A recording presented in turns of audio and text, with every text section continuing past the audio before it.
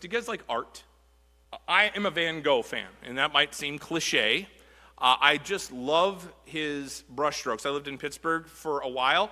Their Museum of Art has many beautiful Van Gogh paintings. I would say, I'm going to be as cliche as possible, I love Starry Night. You guys are familiar with that picture, right? That's not in Pittsburgh. That's in the Museum of Modern Art in New York. But, and I've never seen it, but to try and add to Jesus would be like me walking into the Museum of Modern Art and taking a paintbrush and trying to add strokes to Van Gogh's Starry Night. To add anything of mine would be to ruin it, okay?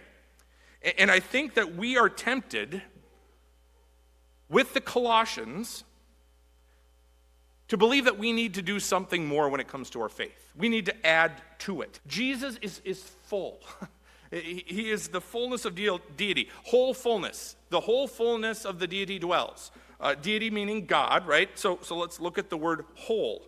Lacking nothing, complete and sufficient. Fullness, everything, leaving no room for additions. That was Jesus. Paul is saying here that in the bodily person of Jesus exists every single attribute that can be ascribed to God. His holiness, his perfection, God's wisdom, his love, his justice, mercy, omnipotence, omniscience, unchangeability, headship, his authority, all of these things, all of the attributes of God, because he was God, all of them dwelt bodily in one person, and his name was Jesus, dwelt right there in the physical Jesus. To call that insufficient and try to add to that is what would be akin to something like this.